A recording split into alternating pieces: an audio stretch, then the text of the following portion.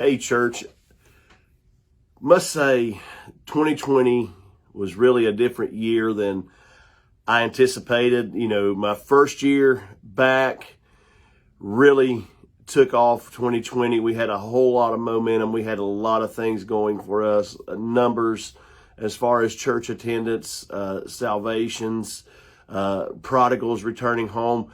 We hit such a stride in the first 3 or 4 months, and then all of a sudden, the word that we all are now not wanting to say anymore, COVID, hit. And it hit hard. COVID hit, and we had so many unknowns. A place that the church, not just this church, but the church, has never seen before. A national, not even just a national, but a worldwide pandemic has hit. And now how do we navigate through this thing, and where do we go from here? And there were so many fears. There were so many, again, unknowns, just not knowing what to do, not knowing what this disease, this COVID was going to do. Honestly, I can tell you that in March, when it first hit, I thought, no way this thing's going to blow up. No way this thing's going to be anything, you know, what we're making it. And here we are in December, and we're still talking about COVID, and we're still looking at numbers way up, still trying to navigate through a place that we've never been. But I want to come on tonight and just tell you guys, this church, you were resilient. I am so proud to be your pastor. I'm so proud of what we accomplished in 2020 through a worldwide pandemic, through uncharted waters. There's a lot of things that went wrong in 2020. And just last week, I had a meeting with our pastor's advisory committee, and we were sitting and we were talking, and I shared with them how I was just so pleased in our church. You know, many churches right now are struggling. They've shut down. They've never reopened, and just struggling through this pandemic, not knowing what to do, trying to do the right thing for their church, and people not returning. And there was a statistic that hit a couple weeks ago, and I shared it with them, and it was that 40 to 60% of churchgoers have not returned back to their church yet. And I am so thankful that we are above that in our trend.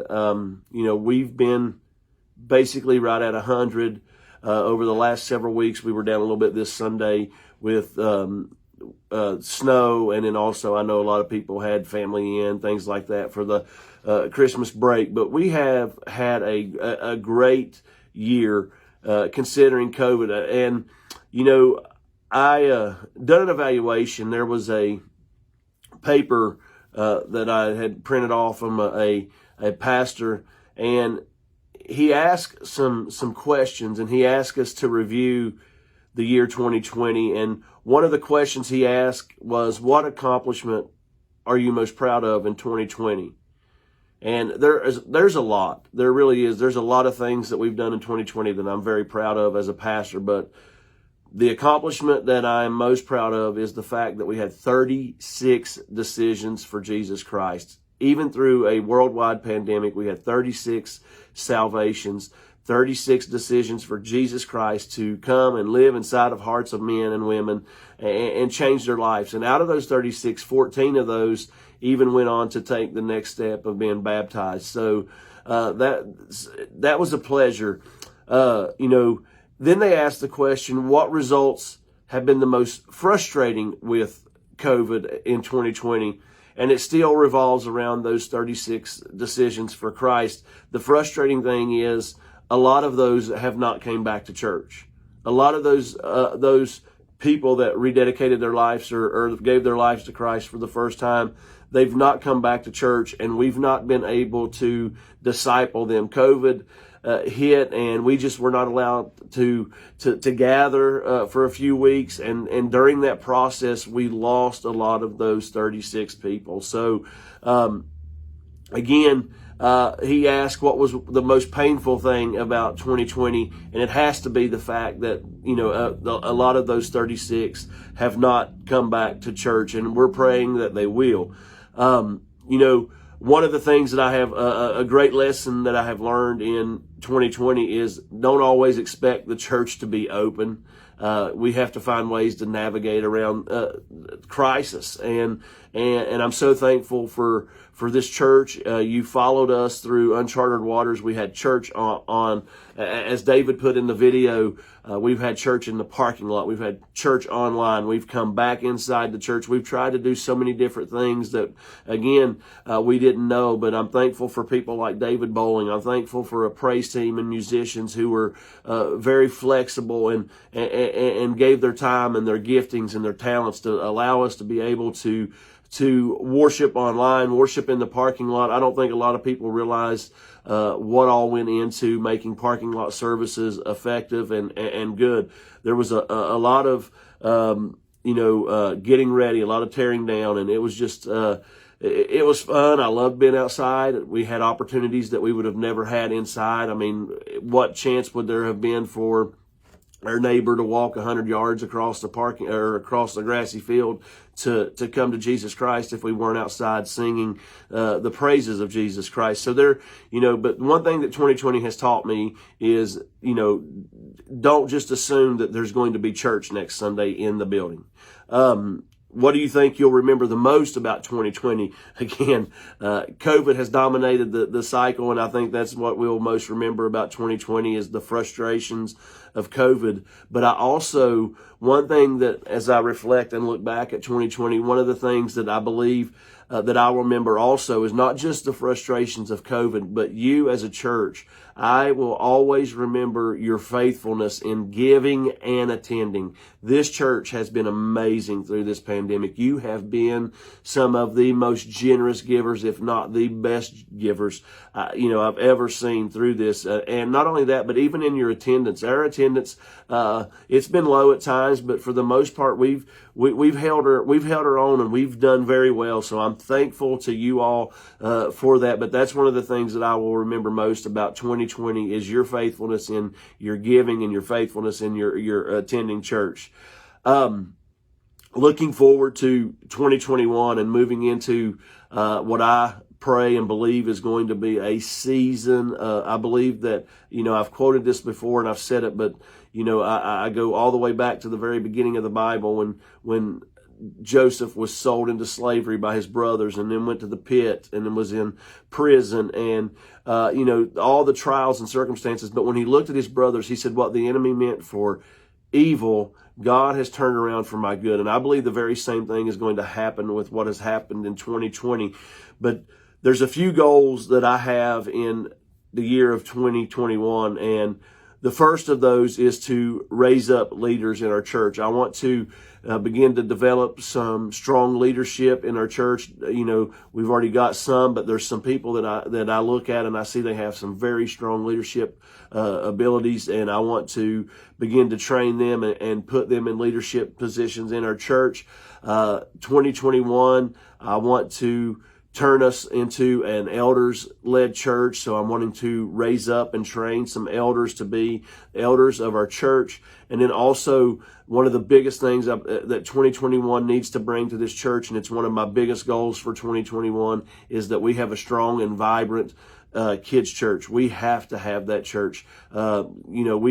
Prior to COVID, we were, had a meeting and we were very excited. We were ready to launch a lot of different things. People were signing up to teach, and now we're struggling again to find teachers. We're struggling to have children's workers show up and teach and do, those things. And we have to have that if we're going to be a vibrant church in 2021. One of the questions he asked was also if I had as much money as I needed in 2021 to do something that's that's inside of my heart, what would I do? And I believe one of the greatest needs of our church is to build a family life center over in this bottom. I don't believe God allowed us to purchase that just to sit over there and us cut grass and shoot guns and do nothing else with that piece of property. I truly believe that God has given us that piece of property to do something amazing with, and I would love to build a family life center in that that area. And what I mean by that is I'd love to have a gymnasium. I'd love to have a full commercial kitchen. I would love to have a place that we could set down cots and allow homeless people to have a warm place to sleep and lay their head down at night if they're struggling to find that. I'd like to have a place to store food and clothing so we could be able to minister to the needs of our community. So if I had enough money to do that in 2021, that's where my heart is. I would love for us to be able to build that Family Life Center. I would love to have, again, a food pantry. I would love to have clothing closet. I'd love to have a place, a room in there where Trina and some of these could be able to do addiction crisis, addiction counseling, things like that. There's so many things that we could do with the Family Life Center.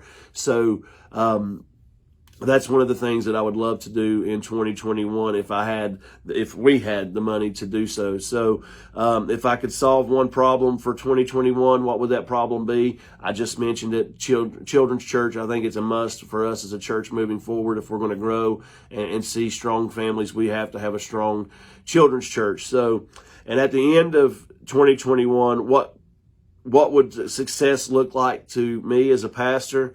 At the end of 2020, I would base success on the fact that we as a church, we have grown in numbers in our services 10%. I would love to win 2 to 3 families this year that are solid and have an average growth this year of 10%. I would love to have a great follow-up in place that when we have visitors, first-time visitors, things like that, I really want to make sure that we hit them hard and thank them for coming and give them gifts and send them emails and give cards, things of that sort.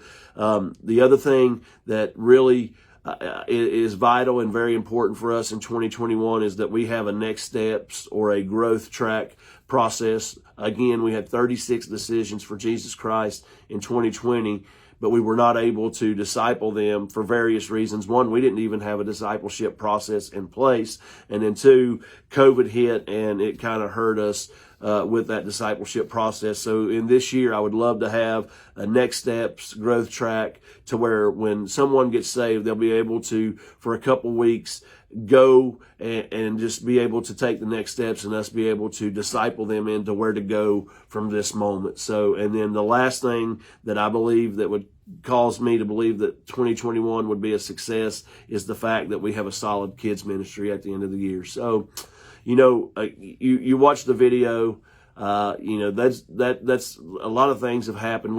This year, I think some things have happened that's even went unsaid. I don't believe people realize, how many people we have fed out of just the little food pantry that we have.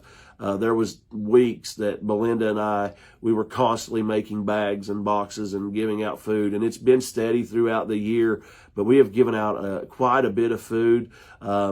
Just the other day, Talina had the reverse Advent out front, and Vicky and her and Belinda took a lot of stuff over to the women's shelter. So we've done a lot of benevolence. We gave out a lot of food. We've given money to people. We've paid for hotel rooms. I mean, so many things this year that we've done that I believe that God is pleased in. But financially, you saw the statistics. I'm so thankful that at the end of 2020, you are looking at a church that is $24,000 in the black. I'm so thankful for that. And we're $24,000 in the black, and that's with us paying off a church van. So now we have 2 church vans that belong to the church with no loans. We paid cash for a brand new basketball court for our kids that has already been used like crazy, and I'm so thankful for that. But we paid $7,500 for that, and that is being used. We had renovations early in the year for our fellowship hall. We've had $10,000 driveway fixed. We purchased a tractor to maintain our property. We ordered David some media updates for our computers. We updated all those for the media, for online services, things like that. But we have done so much this year. But I'm so thankful, church, that we've $24,000 in the black. And the most important statistic of all, 36 decisions for Jesus Christ. So somewhere this year we have planted seed in people's heart, and I'm praying that God will send those back plus 36 plus more in 2021. Thank you for an amazing year, not the year that I anticipated coming back to, but I still believe that 2020 was a great success. And COVID, we rebuke you in the name of Jesus. 2021 is going to be a year of restoration. I believe that with all my heart. Church, thank you so much. God bless you. We love you. Have an amazing 2021. God's favor is upon you.